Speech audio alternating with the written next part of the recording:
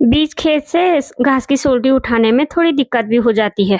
वहां से लेके और यहाँ तक ये पूरे मक्के बोए हुए हैं। बीच बीच में मक्के के पौधे हैं। मक्के तो इनमें लग गए हैं लेकिन अभी खाने लायक नहीं हुए। हल्के हल्के बीज पक्के होना शुरू होते हैं, पक्षियां भी खाना शुरू कर देते हैं। इस नहर में ना खूब सारा पानी जा रहा है। बीच बीच में ये तिल के पौधे भी काफी सुंदर हो रखे हैं, फूल भी आए हुए हैं, साथ में फलियां भी आई हुई है।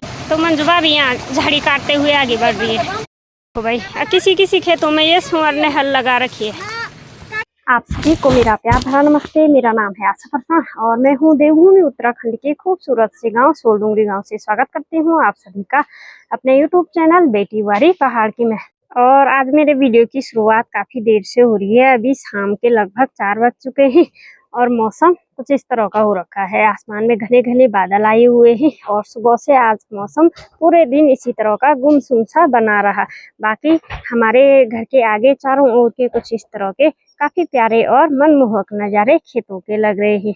और आजकल बरसात के टाइम पे घर के अगल बगल में बाड़े अखाड़ों में भी खूब हरियाली देखने को मिलती है। और यहाँ पे हमारे घर के आगे ये चाची जी लोगों का खेत है छोटा सा। इसमें इन लोगों ने मक्के बोए हुए हैं और पूरे खेत में वहां से लेके और यहाँ तक ये पूरे मक्के बोए हुए हैं। इस साइड को बीच बीच में हल्दी लगाई हुई है। हल्दी के पौधे काफी छोटे छोटे दिख रहे हैं और बाकी मक्के के पौधे काफी बड़े हो रखे हैं। अभी मक्का लगना इनमें शुरू नहीं हुई।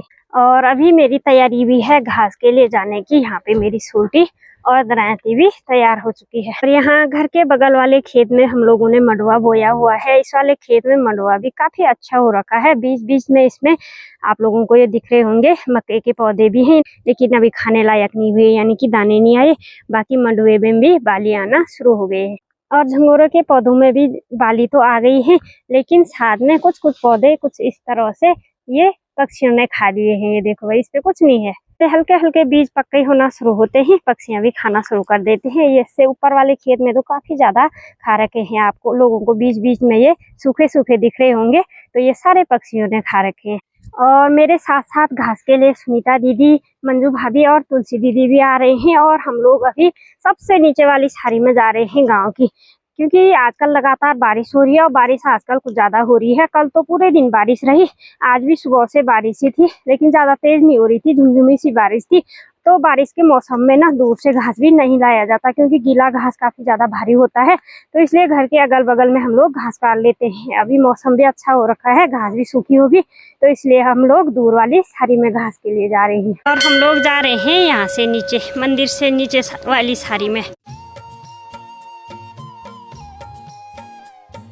और बरसात के टाइम पे रास्तों में भी काफ़ी सारी खरपतवार उग जाती है। इस नहर में ना खूब सारा पानी जा रहा है। ये वाला रास्ता तो हम लोगों ने कुछ टाइम पहले साफ किया था, यहाँ से तो अच्छा हो रखा है, लेकिन नीचे वाले रास्ते में ना काफ़ी ज़्यादा दिक्कत हो रही है जाने में, क्योंकि वहाँ स्मार वाली जगह है और रास्ते में पूरा पानी पानी हो रखा है। मतलब संभल संभल के हम लोगों को जाना पड़ेगा, नहीं तो फिसलने की डर होती है। और कुछ कुछ खेतों में धानों की फसल काफ़ी अच्छी हो रखी है और बीच बीच में ये तिल के पौधे भी काफ़ी सुंदर हो रखे हैं, फूल भी आए हुए हैं, साथ में फलियां भी आई हुई हैं। लेकिन कुछ खेतों में ना कुरमुले लगे हुए हैं जिसकी वजह से पूरे पीले पड़े हुए हैं खेत। देखिए जी, तो यहाँ से जाने के लिए काफ़ी ज़्यादा दिक्कत हो रही है। देखो पूरा शुमार हो रखा है, पैर डूब रहे हैं।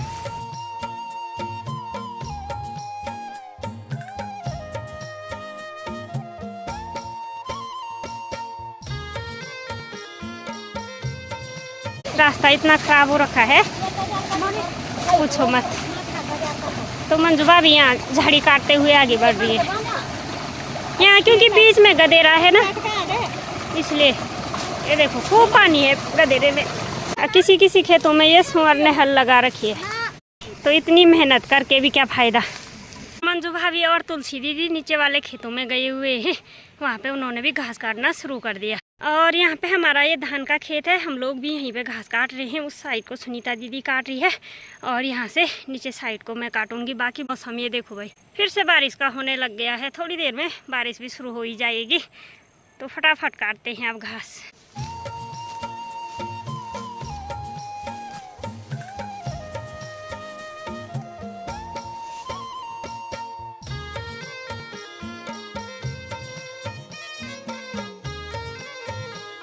तो चलिए जी, घास भी हमारा हो चुका है और यहाँ पे सुनीता दीदी भी आ गई और मैंने भी सोल्टी लगा दी।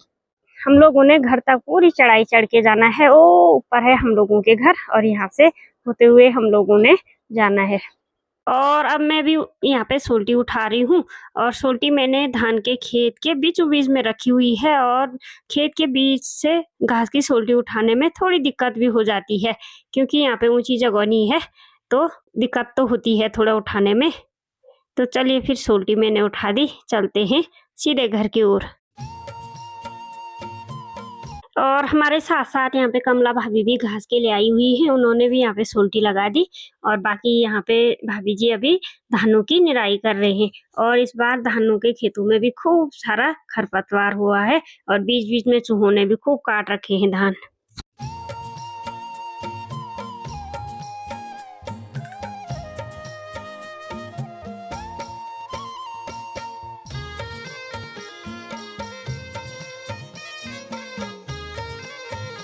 और आजकल यहाँ पे पानी के धारे में भी फुल नल पानी आ रहा है। तो चलिए जी, फाइनली घर आ चुके हैं और घर आते आते आफत भी काफी ज्यादा आ गई।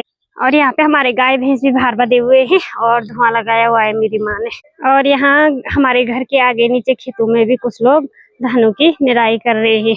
और हमारे घर के आगे यहाँ पे एक आड़ू का पेड़ है जिसपे काफी मात्रा में आड़ू लगे हुए हैं और ये आड़ू किसी काम के नहीं है, यानी कि खाने में ज्यादा टेस्टी नहीं होते हैं। और लगे इतने हैं खूब सारे, कुछ कुछ तो ये लाल लाल भी हो रखे हैं और ये खाने में थोड़ा खट्टे होते हैं, इसलिए कोई नहीं खा रहा है इनको। और इसी के साथ शाम की चाय भी बन चुकी है, चाय भी पीती हूँ। और मैंने ये कुछ कपड़े सिले हुए थे जिनसे मैं सुबह से मतलब कपड़े सिल रही थी, तो इनको एक दो सूट तुरपाई करने रह गया है और कुछ प्रेस करने हैं, तो मतलब अभी छोटा मोटा काम रह ही गया है। और बाकी अभी टाइम भी 6:30 का हो चुका है।